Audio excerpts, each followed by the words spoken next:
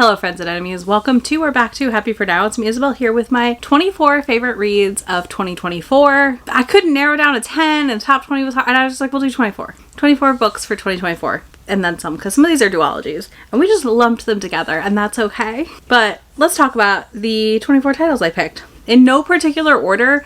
These are not ranked or anything like that because I didn't want to do that this year. I just really was not in a ranking mood. 2024 for me was a not lackluster reading year, but I just didn't have, there's a handful and I will call them out when they happen. There are some favorites that are just like big time favorites, but I didn't have as many like this is a favorite, this is a book. This is a book I love and I have to yell about it on the internet as much as I possibly can. Quite as much as I have in previous years. So we're going to dive right in. First up on this list in no particular order, we will start with Just for the Summer by Abby Jimenez. This was her newest title. And this surprised me. I was very nervous. I'm always nervous when I've liked previous works by an author a couple times. And then like, as I keep going, I'm like, oh no, what if this is the one that I hate? And like, it's bound to happen eventually. It always happens, you know? And that's okay. Like, I don't think that's a bad thing. But Just for the Summer, for me, I felt like it was really fun to have a very messy and borderline unlikable female heroine in an Abby book. And a character who had to figure out what she wanted and if it was worth her wanting these things in life. And I really deeply appreciated how messy our female main character was in this book. She was a disaster. She had to really come to terms with a lot of things in her life to be welcome and open to the love that our hero was willing to give her. And I found that part really, really sweet. Also, he like swims across a lake in a freaking unicorn pool floaty thing to go help her while she's sick. So top tier caretaking. Next, we have Not Another Love Song by Julie Soto. One of the horniest covers of 2024, in my opinion. And also delivered on the horniness. This is another steamy contemporary. And Julie Soto has cemented herself into my favorite author who adapts / came from fic to regular romance. Because Not Another Love Song gave me so many things I wanted and didn't know I wanted. There is just such chemistry on page here. There's good storytelling and writing here. The way we get to the happily ever after, it works, it makes sense. Our lead is going to be the first chair in the New York Pop Symphony, and the hero is our disgruntled former sort of celebrity situation who plays cello and is also in the symphony and is actually, there's some other stuff going on there. This is a dislike to lovers situation. She's like, oh, he's so handsome, that sort of thing. But also like, I can't stand him because he's so snobby. Perfection. And again, very horny in like the best ways. Next, we have one of my recent reads, which is Pack Darling, Part 1 and Part 2. We're lumping these two together because they go together. This is an Omegaverse that follows our heroine at a academy. She is in her 20s, so don't stress. But she's kind of stayed there because she's stalled her heat out all of this time. Big content note here for orthorexia, sort of eating disorder behavior to stave off a heat. So she's been trapped here. She ends up paired with the most desired pack probably ever. They're all like mercenary and bounty hunters, so there's a lot of stuff around that. This pack is crumbling at its seams, though. In book 1, we watch the pack get torn apart and ripped apart. And then in part 2, they have to grovel and get their way back into together and fix the issue. And they end up having 2 Omegas. And it's fantastic. It is absolutely fantastic. I could not put these down. I did not sleep to read these. Like, I loved these books. They were so good. Then we have Follow Me to the Yule Tree. This is by Desiree M. Nicoli.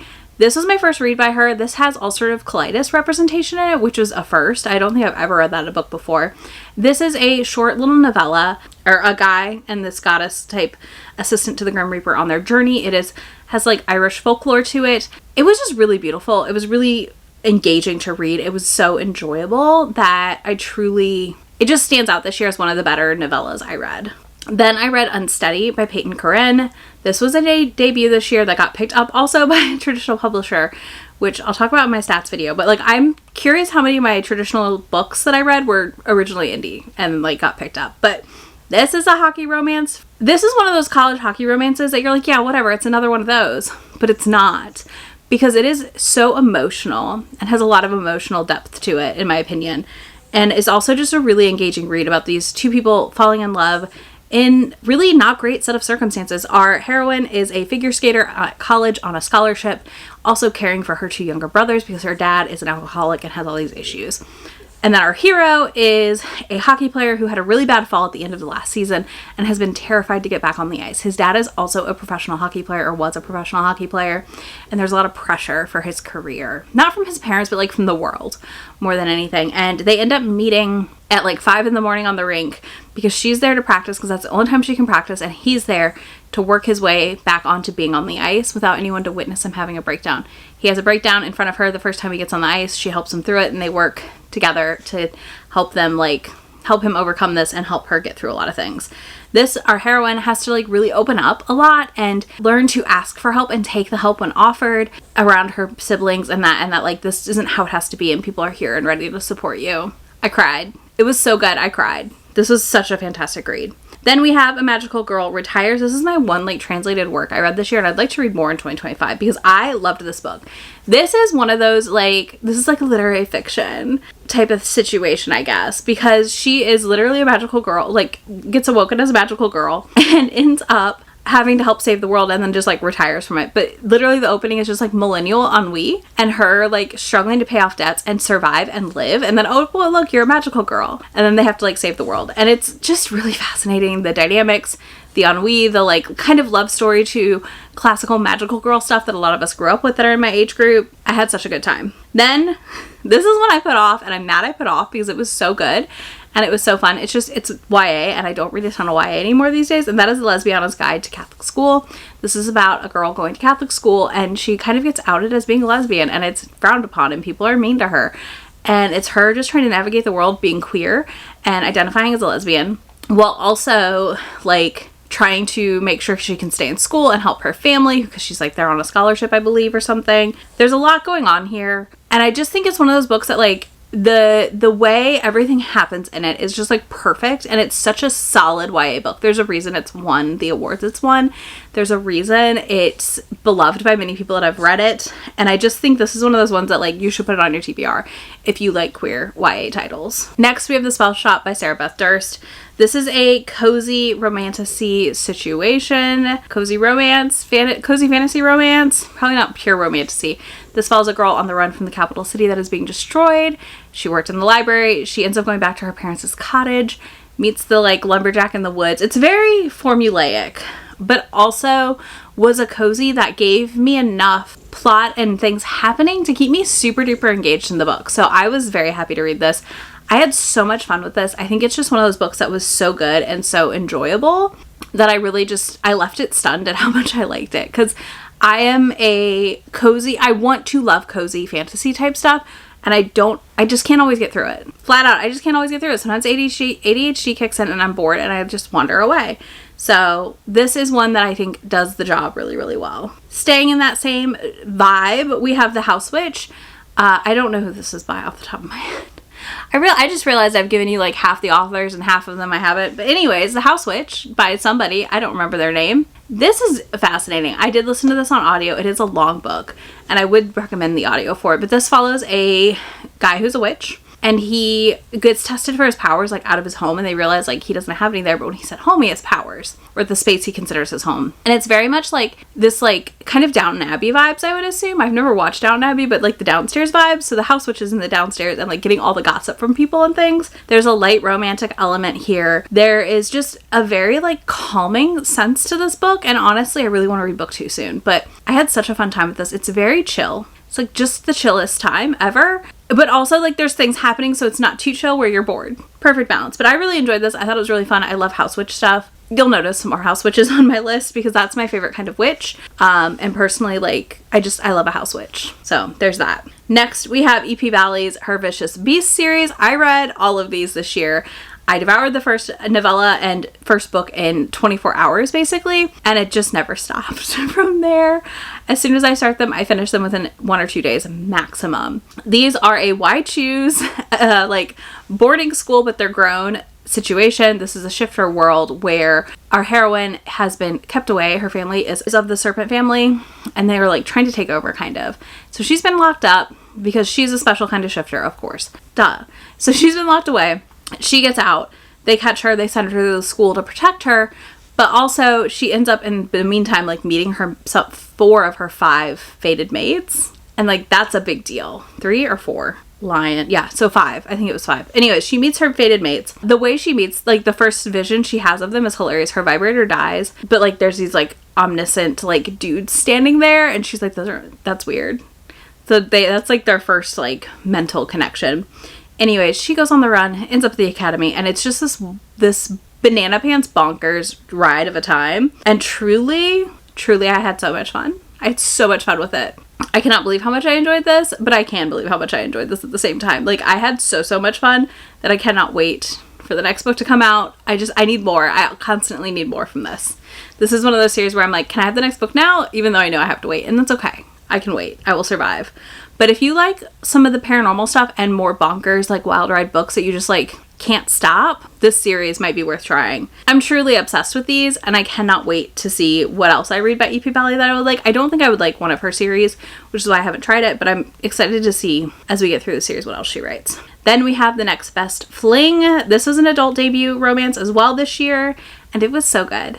This follows a librarian who has a crush on her best friend who is getting married, and his brother has a crush on his fiance, on his brother's fiance. She catches the older brother, going to like kind of interrupt everything and confess, and she stops him. They end up back at her place that night, and he's pretty toasted. And in doing so, starts this whole thing that they're dating, so they decide to fake date. He's a retired like NFL player who's like a football coach now. It's really cute. Is the librarian stuff accurate? Probably not. So if you're looking for accuracy, ugh. But again, I don't think we can ask for too much accuracy sometimes in some of these. So they end up like fake dating and then falling in love, and it's really sweet. It's really cute. I really enjoyed this. I just was really happily surprised at the end of the day by the entire thing. Next, we have Marriage and Masty by Nisha Sharma. I loved this book. I liked the book 2 and 3 in the series the most, I would say. And honestly, this one for me was just so much fun. They end up real married on a trip in India. She calls him up because like her and her sister need bailed out, basically. They're like, hey, we really need help. So he shows up because he's running away from this like ended engagement scandal. He shows up. There's this couple they meet on the beach after drinking all day that are like practicing to get married. And then, oh no, they're like, we'll show you. And then they're married. Oops. I don't know if I've ever read that before, but it was so funny. And it just follows their adventure of like falling in love and working through this. They had a friend falling out situation sort of when he got engaged and didn't communicate with her. And we worked through a lot of that, and it was really fun. It was really enjoyable. It was a good time. Next we have One Dark Window by Rachel Gillig. Now this isn't necessarily like all-time favorite. It was like maybe a 4.5, 5. I'm not sure what I rated it, but I really enjoyed this, and the more I think about it, the more I liked it, because to me, the One Dark Window, I need to read book 2, I know. This is being put here in confidence that book 2 will deliver, but for me, this one, the magic system was so fascinating with the cards and all of that. I was really, really intrigued overall, and I found that system to be so fun and different that I'm really excited and intrigued by Rachel's writing for her adult titles. I do have one of her YA titles I've never read on my shelf, but I truly want to read more from her. I'm very excited. This felt like the right balance for me of fantasy and romance and plot and romance. Like there wasn't too much going on. Next we have another House Witch, which is Best Hex Ever, another adult debut. This is from the Dell Romance imprint that just started this year, and this was a surprise of a century, honestly. I didn't know if I would like it. I have previously struggled with witch books in the past. This year, apparently, I found my witch books I like. But Best Hex Ever involves a witch who thinks she's hexed herself or been cursed back by putting a spell on her ex. And she meets this guy. He comes into her bake shop where she's a house witch, kitchen witch situation and has magic into her baked goods. He gets something. She's like, oh, he's really handsome. He works for the museum, the London Museum or whatever. And it turns out they're both in their friend's wedding and they've never met. So it follows their wedding weekend and like navigating being together and what that would look like and her overcoming this fear that she's hexed herself accidentally and all these things. So good. So fun. Very steamy for what it was. And just a delightful time overall. Next we have Unhinged by Vera Valentine. I have to put this on the list because I think this is one of the best bonkers books I read this year. One of the most surprising bonkers books I read this year also. Unhinged deserves every bit of love and hype because this is exactly what I want for my bonkers books. We have surprise, got it. The wood from the door came from a tree that the god made. I'm not going to spoil all that, but yeah. Anyways, our door sees that our heroine is being stalked by the landlord and is trying to communicate to her, ends up able to become physical and do so, and we go from there. It's banana pants and delightful. It's everything I freaking love in a bonkers book, truly. I couldn't ask for more. Then we have Bull Moon Rising by Ruby Dixon. This is her newest. This I have to give props to making me want to go pick up books I've already read. I wanted to go reread things after I read this because this is like very steampunky, which when I read steampunk romances tend to have a historical leaning, but like cogs and machines and different stuff. This follows our heroine who really wants to be an artifact guild member and a Minotaur hero who decides that who is going into his like big rut season of sorts. And because of this, he needs kind of a wife or something because he's going to stay in town and he doesn't want to just go to the like red light district. So she needs someone to mentor her. And he agrees. In turn, they get married so that she can be there during that time. And it is just like an adventure of a book.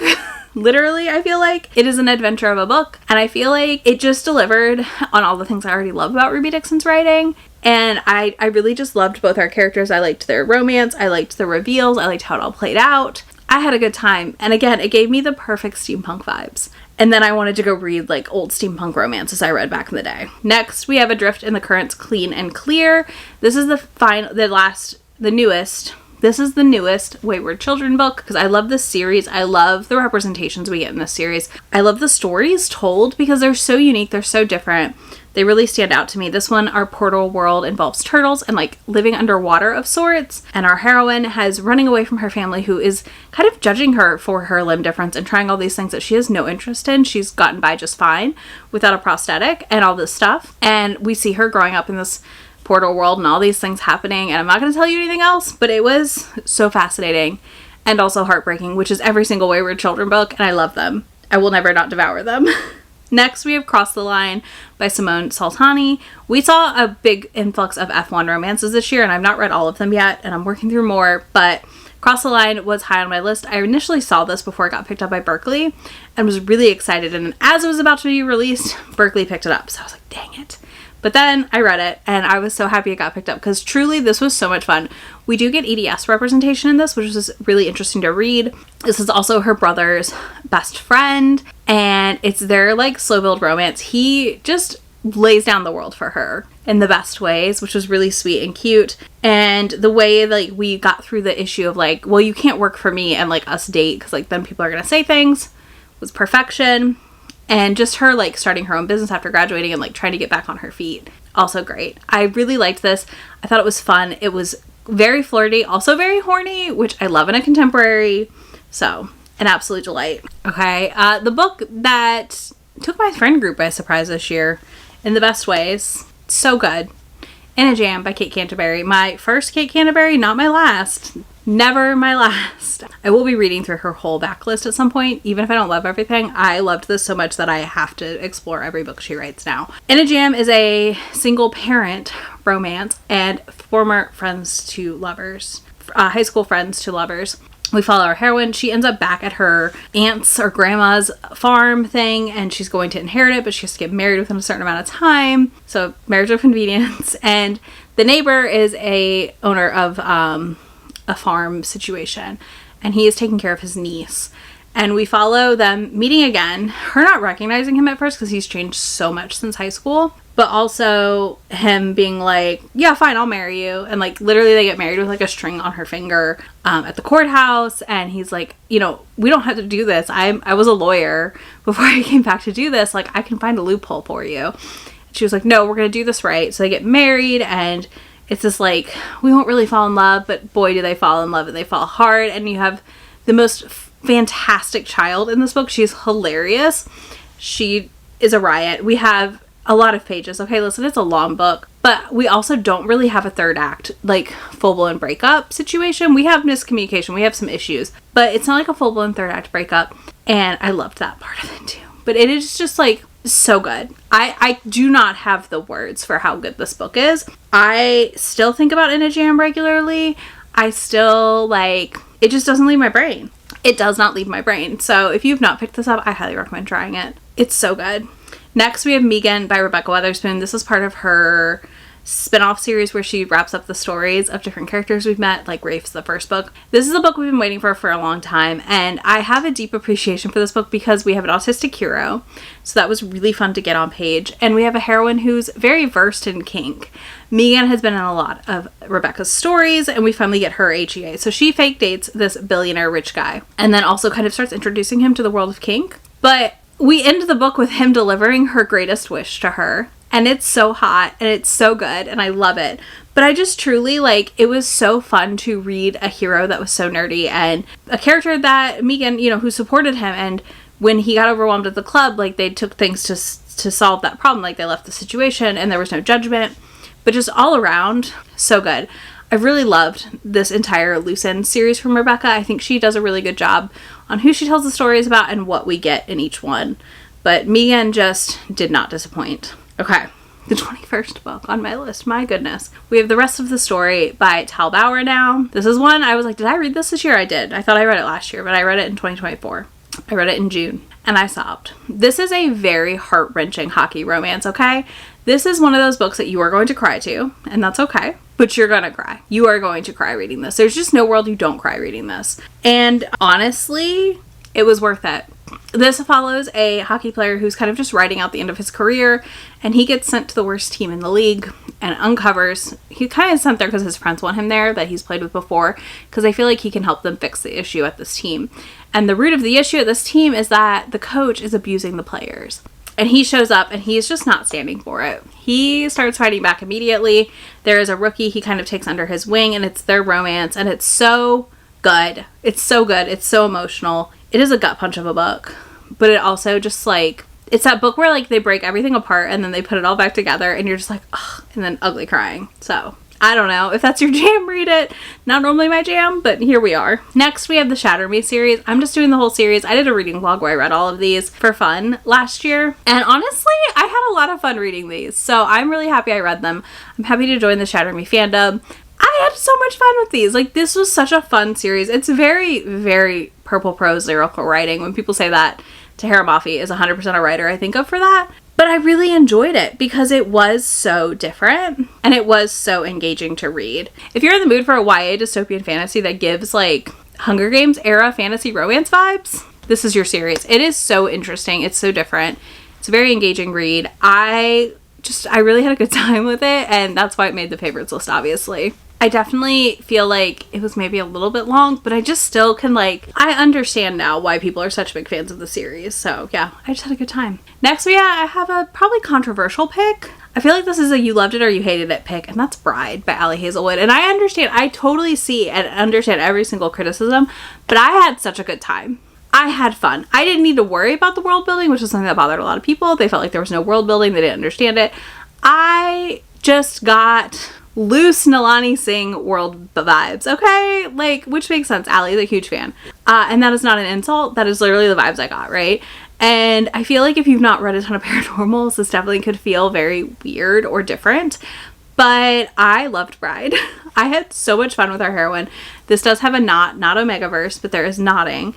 And honestly, I'm really excited because we are getting a second book, which is going to follow a character we met in this book, and I'm intrigued. I would like to see what Allie does as she moves forward in the series as far as the world building goes, because I feel like we got, like, the barest outline in this one, and I would like to see what comes of it as we continue. But also, like, I don't know, I just was here for it. Like, it was silly because our heroine is so protected in life and, like, kept in this kind of, like, gold tower, you know, a gilded cage of sorts, and didn't know things that are pretty basic and straightforward probably to a lot, but I kind of appreciated that because I don't always want a heroine that knows everything, especially when we're talking about how, like, protected and kept away from everything they were. So for me, that part really worked. I just enjoyed Bride. I don't know. It was a good vibe. It was a good time. And then last but not least, we have Collide by Val Cabra. I loved this book. This was a solid hockey college romance. I just read the sequel. That was also really good. It comes out later this month. But Collide follows a hockey player, captain, and a PhD applicant who's doing a research paper. It is Icebreaker but better. That's what I got for you. I think this is Icebreaker but better. I do think it gives a lot of the same tropes and vibes we get in other hockey romances, but I do feel like Val excels at banter and like creating tension between these characters, and that was what I loved here. Summer is the daughter of a hockey player, like an NHL player that is very popular, so she doesn't really like hockey. She's kind of sick of it.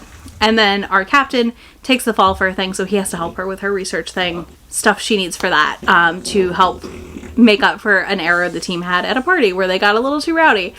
And I just, when an author can give me good banter, I'm here for it. I'm here for it every time. I don't think I have anything else. That's 24 books for you though. So yeah, that's 24 of my reads of 2024 that I loved.